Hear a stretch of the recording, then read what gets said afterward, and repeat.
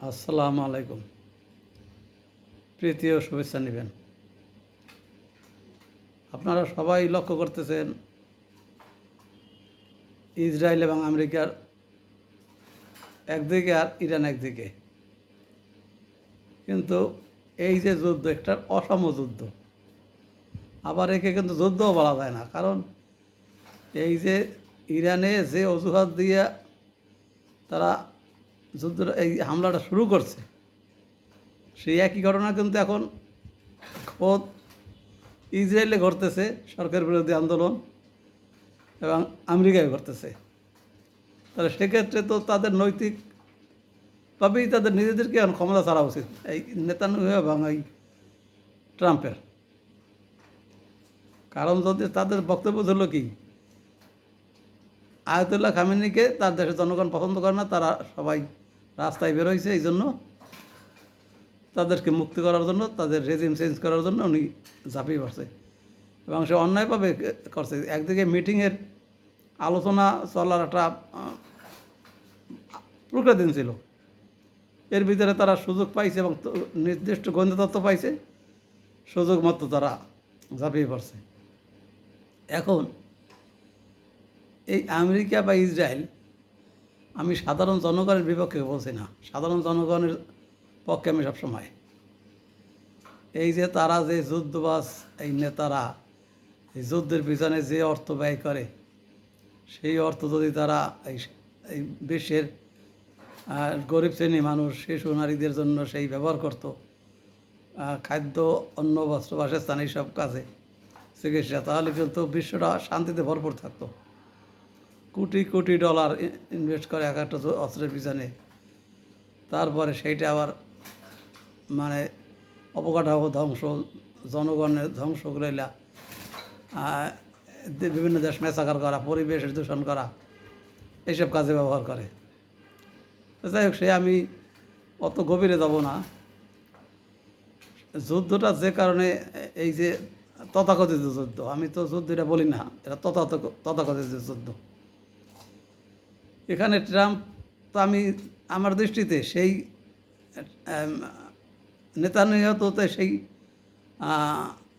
Netanyahu এবং Trump, তাদের থেকে তো খামেনি কোনো অংশে খারাপ বলা যাবে না। যার তার দেশে সে ফিট। এখন তার দেশের জনগণ তাকে ফিট মনে করুক, আনফিট মনে করুক, সেটা তার দেশের জনগণের ব্যাপার।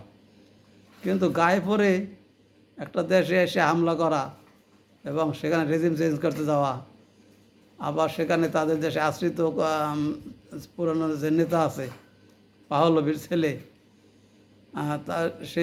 তার উস্কানিতে তাকে দিয়ে তার কী লাভটা কী? এই যে এত মানুষের যে জীবন হানি, এই অবকাঠামো ধ্বংস, এইসব করে তাদের দেশে এইভাবে করে। কিন্তু আমেরিকা বা ইসরায়েলের এতদিন তো তাদের একটা ছিল, তাদের নিজেদের দেশে কোনো হামলা হয় না, মানে নিজের দেশে অবকাঠামো ধ্বংস হয় না। এখানে তারা বিভিন্ন দেশে সেই ইন্ধন দিয়ে এই কাজগুলো ঘটায়। তবে গত কয়েক মাস আগে ইসরায়েলে কিছুটা অনুভব করছে, আর আমেরিকা সেই টুইন টাওয়ারের সময় কিছুটা অনুভব করছে যে অবকাঠামো ধ্বংস হইলে দেশের কী অবস্থা হয় বা কেমন লাগে। কিন্তু যে বলে কোরআন আসনে ধর্মের কাহিনী, এই ইহুদি ইহুদি বলতে পুরো জাতির কথা বলছি না, এই নেতানিয়াহু এবং এই শ্রেণীর কিছু লোক, তাদের যে মানবাধিকার সেটা এক ধরনের, আর পৃথিবীর অন্য সাধারণ জনগণের বা তাদের দৃষ্টিভঙ্গি আবার আরেক ধরনের। ঠিক একই রকম আমেরিকাবাসী সাধারণ জনগণের কথা বলি না, এই যে ট্রাম্প বা বাইডেন বা তার আগে ছিল বুশ, এই ক্যাটাগরির যে নেতা, তাদের মানবাধিকার চিন্তাভাবনা একরকমের, সংজ্ঞাটাই তাদের ভিন্ন। তো এখন এই যে আমেরিকায় কিন্তু সব দেশের জনগণই আছে, তাদের মতের এবং সহমত, পরমত, ভিন্ন মত, সব ধরনের লোকই তাদের কাছে আছে। কিন্তু তাদের দেশে কিন্তু তারা এরকমভাবে কোনো হত্যাযজ্ঞের শিকার হয় না, তাদের বাসা বাড়ি অবকাঠামোর কোনো ক্ষতিসাধন হয় না। তাদের দেশে কিন্তু তারা এটা করে না। তারা করে কোথায়? ওই যে তাদের যে ভিন্ন মতের লোক যে দেশে হয়তো গণতান্ত্রিক সরকার হোক, অগণতান্ত্রিক হোক, রাজতন্ত্র হোক, এইসব দেশে যারা তাদের মতের বাইরের দেশ, সেইখানে তারাই বিভিন্ন রকমের গোষ্ঠী তৈরি করে এবং তাদের মাধ্যমে হামলা, হত্যাযজ্ঞ, নানা রকম পাশবিকতা তৈরি করে। কিন্তু এই যে নেতা এখানে যারা আছে, এই দেশের নেতা বা এই জাতীয় যে যারা জঙ্গি সংগঠন তৈরি করে, তাদের মাথায় এটা আসে না যে আমরা যা কিছু করতেছি সেটা তো আমাদের দেশে করতেছি, এখানে আমাদের দেশের সম্পদ যাইতেছে, অবকাঠামো ধ্বংস হয়ে যাইতেছে, পরিবেশের ক্ষতি হইতেছে, চাষাবাদ জমি জমার ফসল উৎপাদন হইতেছে না, যুদ্ধ অবস্থার জন্য দেশের খাদ্য সমস্যার সমাধান, খাদ্য ঘাটতির কারণে দুর্ভিক্ষ প্রায় অবস্থা হয়। কিন্তু তারা কিন্তু তাদের ওই যারা তাদের ইন্ধন দেয় ওই সব দেশে কিন্তু কিছু করে না। যদি আমি বললাম যে তাদের দেশে তো ভিন্ন মতের লোক আছে, তো এই যদি তারা এইরকমই জিজ্ঞাসা হয় যে এই মতের, এই বিরোধী মতের লোকগুলো আর কি আমি রাখবো না বা দেখবো না, তাহলে তো তাদের দেশে যারা আছে তাদেরকেই তারা কৌশলে টেপে ফেলে হত্যা করাইতে পারে। তার নিজের দেশে কিন্তু এগুলো করে না, তারা করবে যেখানে ওই তাদের ভিন্ন মতের সরকার আছে ওই দেশে। তাহলে এই যে আমেরিকার যে দ্বিমুখী নীতি এবং বিশেষ করে যে এই ট্রাম্প বা এই জাতীয় যে নেতা আসে, তাদের উপরওয়ালা একটা জিনিস মনে হয় যে যে তাদের লজ্জাটা দূর করে দিছে, যার জন্য তারা স্ববিরোধী কাজকর্ম, স্ববিরোধী কথাবার্তা সবসময় কন্টিনিউ বলতে পারে। এই বলতেছে যে যুদ্ধ হবে না, আলোচনা চলতেছে, আবার সৈন্য সমাগম করতেছে, আবার ওদিকে যে 28 তারিখে 28 ফেব্রুয়ারি যে হামলাটা করলো একটা পরমাণু বিষয় নিয়ে, পারমাণবিক বোমা তৈরি করা বা এই যে ইউরেনিয়াম সমৃদ্ধকরণ, তো সেটা যখন তার মতের লোকেরা তারা ইসরায়েল কথাই বলা যায় যে ইসরায়েল করে রাখতে পারছে, তার জন্য কিছু না, কিন্তু ইরান করতে পারবে না। সাদ্দামেরও এরকম মারণাস্ত্র কথা কয়ে সাদ্দামেরে পুরো দেশটাই ধ্বংস করছে। সরি, সাদ্দাম যদি খারাপ হয়, কিছু লোক কেমিক্যাল দিয়ে মেরে ফেলছে, তাহলে এই নেতানিয়াহু যে এই হামাসের এখানে যে ফিলিস্তিনে কী করতেছে, তা সেটা কি আমি বলি না যে তাদের হামাসরা যে 1200-1400 লোক মারছে বা 200-300 লোক বন্দুকে নিয়ে আসছে, ওটা সমর্থন করি না।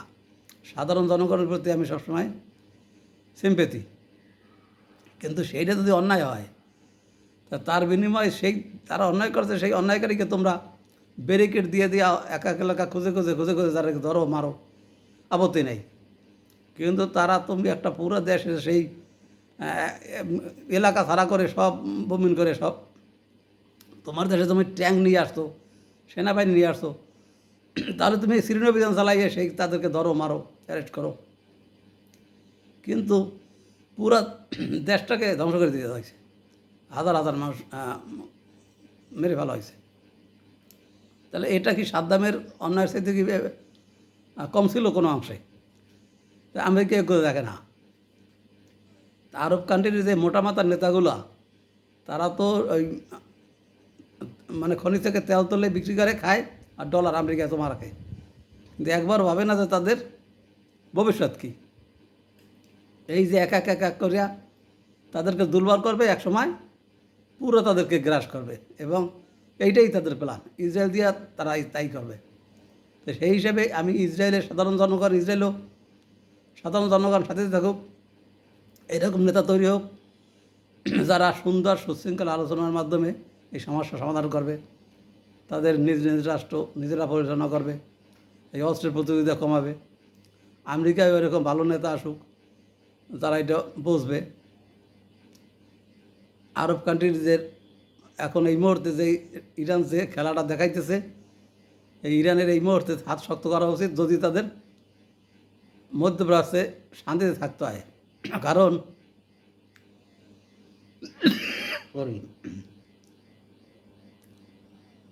তাদের দেশে যে নিরাপত্তার জন্য যে আয়রন ডোম বা এরোস্পেস যেগুলো আনছিল, যেগুলো মজুত করছে, আমি মনে করি এগুলো ছিল কাগজে বাঘ। এই যে নিরাপত্তা দেওয়ার নামে লাখ লাখ ডলার নিয়ে যাইতো, আর এগুলো ওই যে কোনোটা ফাংশন করতো আর বেশিরভাগই ফাংশন করতো না। এই অস্ত্রগুলো শুধু ওই শোকেসের মতো আর নিয়ে সাজাই রাখছে। এই আরব কান্ট্রিদের এই নেতাদের, মাথা মোটা নেতাদের এগুলো বুঝাইয়া তাদের কাছে লাখ লাখ ডলার নিয়ে গেছে। এই জন্য আমেরিকা এই যে যখন কোনোদিন তো ভাবে না যে এরকম হামলার সম্মুখীন হবে, যার জন্য তখন ইরান সত্যিকারই হামলা করে বসছে। আমেরিকা তো জানে যে ওখানে কী জিনিস আছে, কতটা ফাংশন অস্ত্র আর কতটা ফাংশন ছাড়া। তো সেজন্য কিন্তু তারা ওগুলো রক্ষা করতে পারে নাই। আমরা এই আরবের নেতাকে এখন বোঝা উচিত যে আমাদের নিরাপত্তা দেওয়ার নামে যারা যেই শোকেসের মতো অস্ত্র সাজাই রাখছে, আমাদেরকে বুঝাইছে এই এত এত ডলারের এই অস্ত্রটা, এত $1000 এই অস্ত্রটা, এত মিলিয়নের এই অস্ত্রটা, এবং এই যে তোমাদেরকে সুরক্ষা দিতেছে এই জন্য আমাদেরকে ডলার দেওয়া। সেই ডলারগুলো ঠিকই নিত, কিন্তু অস্ত্রগুলো কিন্তু ফাংশনাবল ছিল না সব। এটা আমার মনে হয়। তাহলে ফাংশনাবল হইলে সব কিছু এরকম তছনছ হয়ে যেত না, এই সামান্য এই ক্ষেপণাস্ত্রে। যদিও ক্ষেপণাস্ত্র উন্নত প্রযুক্তির, তারপরে তো তারাও তো অনেক গর্ব করছে, তাদেরকে অনেক এই তাদের অস্ত্র অনেক নিখুঁত। সেটা তো হয় নাই। তো এই জন্য বোঝা গেল যে ওই অস্ত্রগুলো সম্পূর্ণ ফাংশনাবল ছিল না। তো এটা তো আমেরিকা সরকার তো জানে, সেজন্য সে মানে অপ্রত্যাশিতভাবে তার যেখানে হামলা হয়েছে এবং এই ঘটনা যা ঘটার তাই ঘটছে। আরব নেতাদের এখন বোঝা উচিত যে আমাদেরকে এতদিন তারা চোখে ধুলা দিয়ে এবং ওই যে ধোকা দিয়ে নিরাপত্তার নামে টাকাগুলো নিয়ে গেছে। তো এই মুহূর্তে তাদেরকে বোঝা উচিত যে আমরা এইসব ফাঁদে বা টেপে যাতে না পড়ি, এবং ইরান যা করতেছে, ইরানের তো জয় অবশ্যই হবে। ইরানে যে খারাপ করবে, যে তাদের একটা মিথ তৈরি হয়েছে, তারা সবারই ক্ষতি করবে। শিয়া হোক, কাদিয়ানি হোক, আহমদি হোক, তারা তো ওই যে ইসরায়েলিদের বা আমেরিকানদের থেকে তো খারাপ না। তাহলে আমি কই যে যে জাতি, যে ধর্ম যেখানে যে আছে সে সেইভাবে থাকুক। এই যুদ্ধবাজ থেকে সবাই নিষ্কৃতি পাক। এবং আরব কান্ট্রির লোকেরা যারা এইবার বোঝে যে তাদের এই যে নিরাপত্তা দেওয়ার নামে যে ঘাঁটি করা, এই ব্যয়ভার বহন করা, একটা বাজারের একটা অংশ তাদেরকে দেওয়া, এইটা যাতে আর না লাগে, এখন থেকেই তাদেরকে এই পথে আসতে হবে এবং ইরানের পাশে দাঁড়াতে হবে। নিজেদের সমস্যা নিজেরা সমাধান করবে এবং আলোচনার মাধ্যমে তারা এই যাতে কোনো যুদ্ধে জড়াতে না হয়, এবং তাদের যাতে আমেরিকা বা অন্য যারা এখন তাদের বিরুদ্ধে আসবে মনে হয়, তারা যাতে আসতে না পারে, সেই জন্য আরবদের একতাবদ্ধ হওয়া উচিত। কারণ ওই জাতীয় কথায় আর এই উসিলায় যেহেতু তাদের স্বপ্নের মানে মুখোশ উন্মোচিত হয়েছে, ফানুস ফেটে গেছে, এই নিরাপত্তার দোহাই দিয়ে যাতে আর তাদেরকে এইরকম